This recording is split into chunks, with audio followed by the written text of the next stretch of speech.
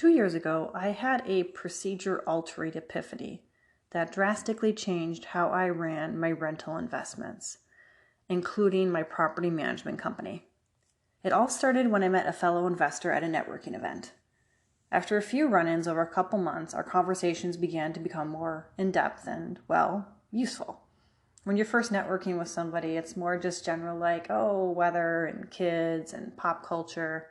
But we'd finally gotten to the point where our discussions became much more in-depth and actually more personal in a professional way. I was telling him about how I was frustrated with some of my newer tenants being demanding and flighty, and I just wasn't getting the tenants that I had wanted, either for my investments or for my company.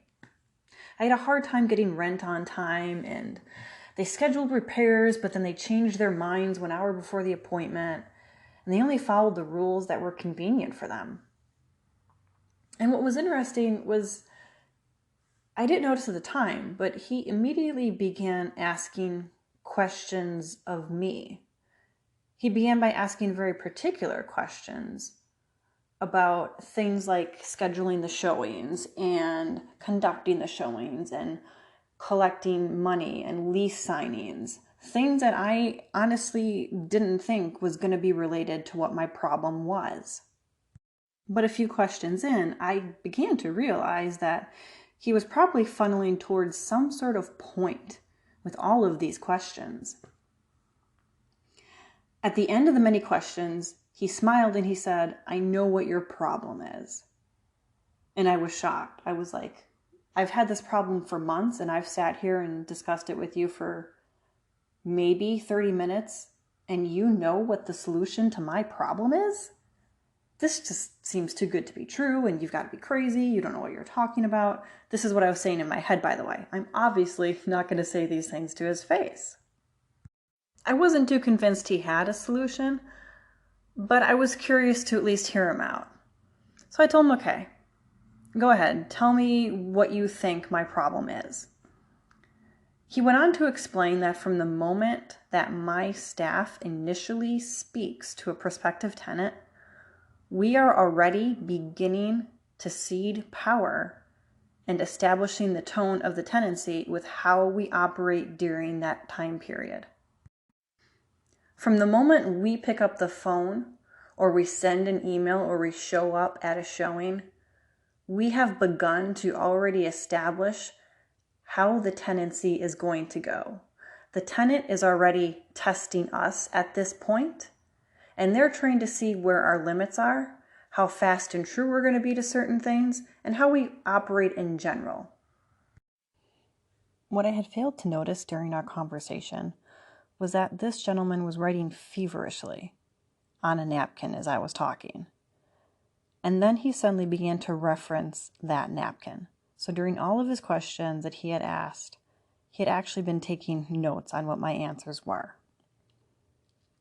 He went on to explain that when we reacted and scheduled a showing for a few hours from the time of the phone call, when we had no other showings going on at that time, we were sending the message that the tenant's time was more valuable than ours.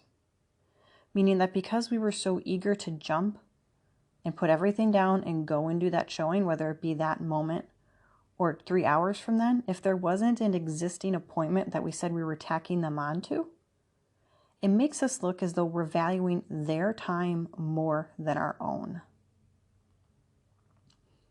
He went on to explain that we were furthering the problem by asking our leasing agents to stay 10 to 15 minutes later if someone wasn't there on time. And to make matters worse, when they did show up during that time frame, we allowed her to continue the showing and encouraged it as if they weren't even late at all. I thought that we were being understanding by doing this, but it turns out we were really kind of being suckers. This is one of the ways that we were already setting the tone and we never realized it. Then he said something that really hit me. He said, "You have been setting the tone for a tenant-dominated relationship from the first action. I spent the next hour of that event going through scenarios and scribbling out notes and procedures on my own stack of cocktail napkins, because I knew this guy had a lot of good stuff to tell me that truly was going to fix my problem. There's a difference between being flexible and a doormat. If you become a doormat for the pre-tenancy phase, which is everything that involves the application, the showings, the scheduling, you will notice that when the person moves in, your rent dates are fluid, your rules are nice when they work for the tenant, and your words aren't enforceable at all.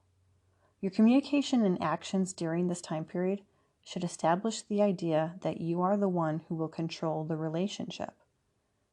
If they seize control in the pre-tenancy days, you will never get it back, and you will always be their second fiddle until you man up and kick them out. I know you might be thinking, seriously, you have to kick them out? You do, because once you cede that power to them, it is incredibly hard, almost impossible, to get it back. So we're going to start taking an in-depth look at the ways that we as landlords set the tone for our tenancies before the tenant actually gets their keys. So we're going to look at the move-in process, we're going to look at the lease process, and we're also going to go back further than that. We're going to look at the applications, the showing, and scheduling the showings, because all of these sections influence how the tenant believes their tenancy is going to proceed. We're going to look at how you set the tone for the tenancy in the way you want it the first 60 days of your relationship with that tenant. We're going to talk about common landlord mistakes and ways to change it so you are establishing control of the relationship from the beginning. It's sales 101 to always be pleasant and happy when someone calls that wants to rent your place. After all, they want to make your life easier and they want to fill your vacancy. Your initial greeting on the phone should always be kind and energetic. Not that it was an imposition to answer the phone. If it's not a good time, don't answer the phone. Coming across as crass or short will do nothing for the tone of the contact and does more harm than not answering the phone. After you've answered with your greeting, it's a great idea to match the tone of the caller. If someone is calling with a quiet voice and sounds shy, bring your tone down to match theirs. It will be audibly reassuring to them that your tone has now matched theirs. When we get someone who wants to see our property, as a landlord, we jump out of our chairs, grab our keys, and get in our car and show it as soon as possible because we don't want to lose them. We want to fill that vacancy. Time is money. Now, if you are a leasing agent for a company, maybe that's fine because your sole job is being available to rent the unit and do showings. But as a landlord, when you do that, you're sending a completely different signal. You want to make sure that the tenant knows that your time is of value to you and that you schedule your time carefully. Doing so will let the tenant know that you have other obligations and not set the false standard that you will always jump to assist them. When scheduling a showing, try and do it around 24 hours in advance, unless you do have another showing already scheduled that you can piggyback off of. But make sure it's clear to the tenant that you're already going to the property and you already have someone also being shown it at 4 p.m. or whatever time. It's not uncommon for landlords to do group showings, and if you're not doing them, it's a great idea because it not only saves you time, but it also creates this sense of competition. People are more likely to apply for a unit when they're in a group showing because there's this idea of demand. Another strategy that you can use is open houses. You can set open houses weekly for a certain time. These are most effective on the weekends, and advise your callers you'll be at the property then. You are still establishing control of your time, but also giving them the opportunity to see the property.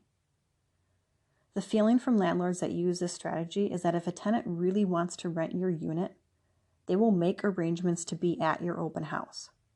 And this is another way that you are reinforcing that your time is money and it is your obligation to control your time.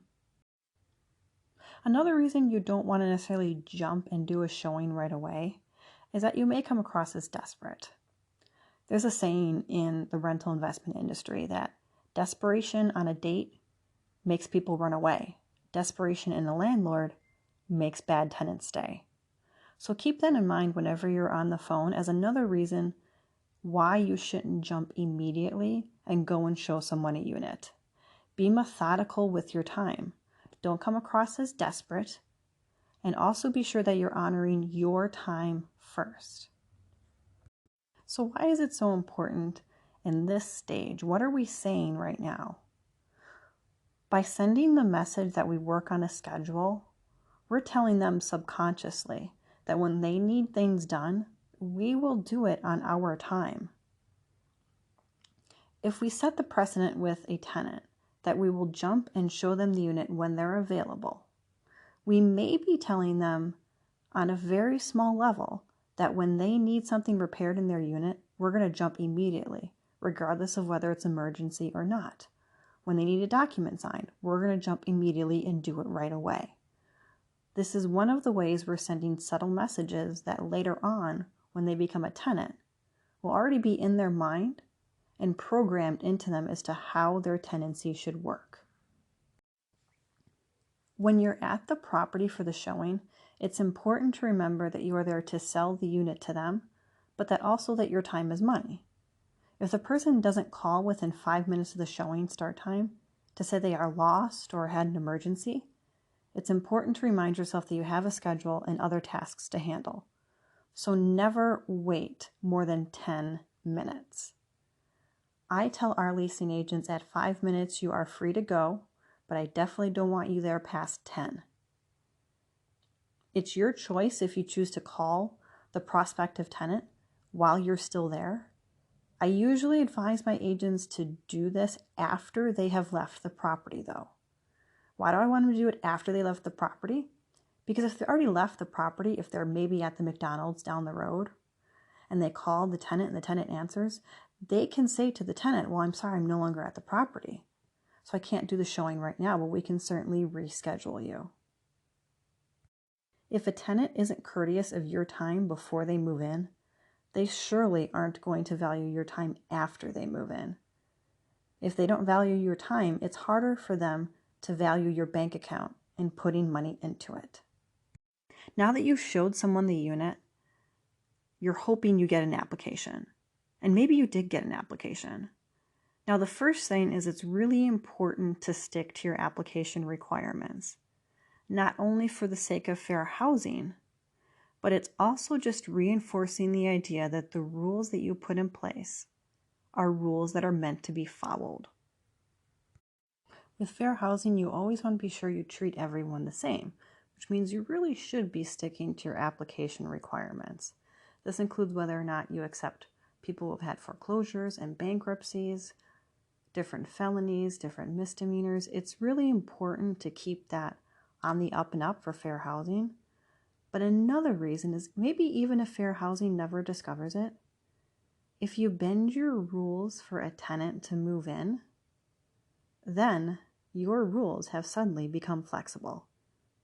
Now you might not be thinking that. You're thinking you're giving this person a second chance.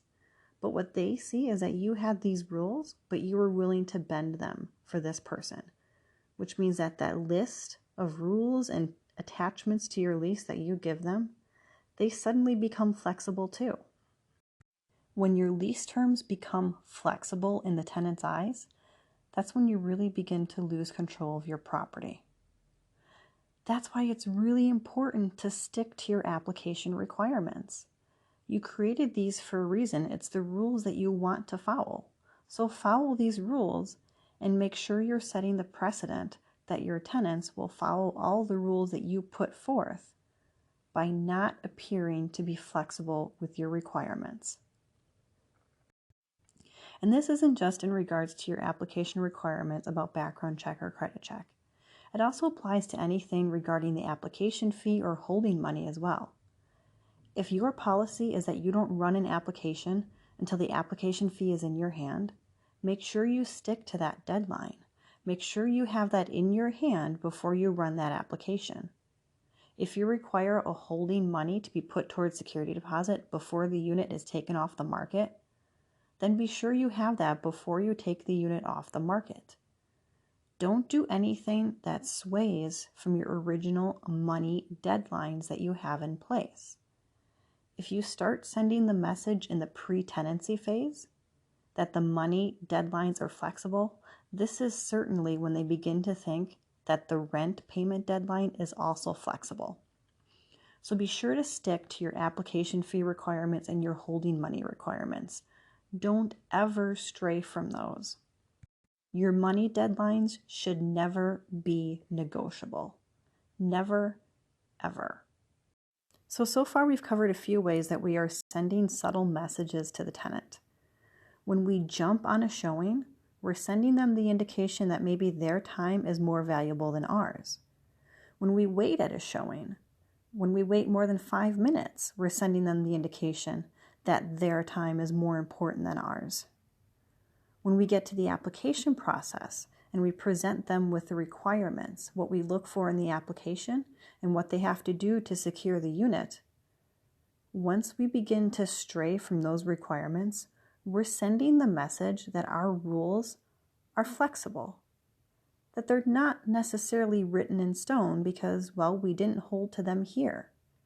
We're already making motions that are telling the tenant that they can pay money when they want, that we will jump when they need something, and that our rules aren't necessarily where the buck stops. So far we've looked at the pre-tenancy phase. We've looked at the time before the tenant is committed to signing a lease and moving into the unit. Now we're going to move on to when they actually sign the lease and become your tenant. Chances are most of us have had a tenant call us before the 1st to see if they could move in early, or maybe it's something that they brought up during their application. Sometimes they're just looking for a day or two so that they can clean their previous unit on the 31st or the 30th and provide it back to their current landlord, clean and in good condition, by the end of their lease. This is a completely respectable thing to do, and it's also something we actually want to see our tenants doing. But other times they're looking to move in 4 or 5 days early. We have no problem appeasing these phone calls if 3 circumstances are met. Number 1, the unit is ready at the time of their call. 2, if we haven't already set their move-in appointment with them. And 3, if we can reasonably fit it into our schedule to do it. These are 3 requirements that we make sure we stick to. So the first one, the unit has to be ready at the time that they call. We don't say anything in regards to when they could move in early if the unit isn't ready. We want to have everything done, the carpet cleaning, the repairs, the painting, everything has to be done. No exceptions. Number 2, if we haven't already set their move-in appointment with them, we can look at something earlier than we typically do on the 31st or the 1st. One of my personal pet peeves is rescheduled appointments for move-ins because the beginning of the end of the month is always jam-packed already. So moving people around is that much more of a hassle. So if we already have an appointment on the books with them, we don't change that date. 3, if we could reasonably fit it into our schedules. Again, we're reinforcing the idea that our time is money. Our time is valuable. And also, no matter how many days they move in early, we always charge a daily rate. The only day that we don't charge for is when they take the keys on the last day of the month. So if they move in on the 28th, the 29th, the 30th, they are paying a daily rate. The 31st or the 1st, they don't pay a daily rate. I cannot stress this next point enough. Never let a tenant move in without a full security deposit and first month's rent paid in a non-bounceable form of payment. So non-bounceable form of payment, I'm talking about a verified money order like from TransUnion or cash. If you're still taking cash, that's fine. Even if you followed all the pointers that we've laid out so far in this podcast and you throw this one by the wayside, you have lost control at the most important time, and that is the move in, the first money payments. You have lost control over their first payments, and you are surely setting a precedent. One of the hardest things to do as a landlord, especially if you're a landlord who fixes your own property, is to set the tone in regards to repairs on move-in day. We really have this instinct to jump and fix something that's wrong so that their very first experience with us is stellar. This is what we have to say to that. Shit happens. Yes, shit happens. As long as you've gone and checked the unit before the tenant came for any last minute things that you could have done, the stuff that just happens to come up during the move-in can wait for an actual scheduled maintenance appointment. If you have a ceiling bulb that suddenly decides to burn out, or the faucet decides to start to drip a little bit, that's fine. You can leave them be and come back for an actual maintenance appointment. It can be handled the next day. Responding to it in that moment like it's an emergency can set the precedent that a standard repair is something that you react instantaneously to. If you find yourself with a tenancy where the tenant has seemingly taken control of the relationship, is it really possible to regain authority in the relationship? Well, you can, but it is a painful and annoying process. You will need to be firm and use that backbone that hopefully you have. The tenant will complain you aren't accommodating them anymore and accuse you of treating them differently. But the reality of it is that you're actually treating them more normally because you're regressing back to the rules and regulations and the deadlines that you always had in place. It's going to be annoying how much lip you're likely going to get from the tenant during this process. But it's really important that you stick to your guns and that you follow through. If you have to regain control financially, it gets a little more sticky and expensive. In Wisconsin, we issue things called 5 days. Now, if you have a tenant who is late on rent in Wisconsin, what you're going to have to do to regain control is issue a 5-day notice.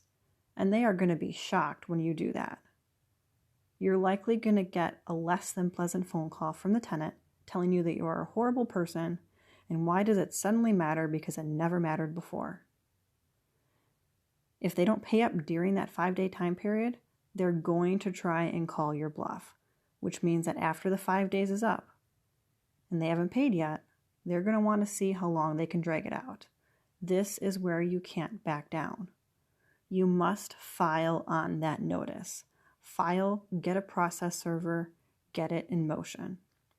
If you don't follow through at this crucial stage, you will never be able to regain control. This is almost as if you're in an old-fashioned Western duel. You're both standing there in the middle of the deserted town. You've both got your hands on your guns, and your tenant's just sitting there waiting to see. You got to pull your gun out of the holster and you've got to fire. You've got to file and get the process server and get the eviction court date. If you don't do this, your eviction threats will be hollow and meaningless. Don't get caught in a trap where you chicken out filing because it's only 1 month. If you have lost monetary control of the situation, you have lost control over the most important aspect of how successful your rental portfolio is. It doesn't matter how safe and clean your housing is if you aren't getting paid for it. Do yourself a favor and maintain control. Follow your rules and make your needs the priority, but not the need to fill the unit ASAP. Be polite but firm and accommodating when it fits your schedule. Don't place yourself in a rush or a bind to appease the applicant or future tenant. If you follow these rules and your own rules, your future self may just build a time machine to come back and thank you for keeping their landlord life a little simpler.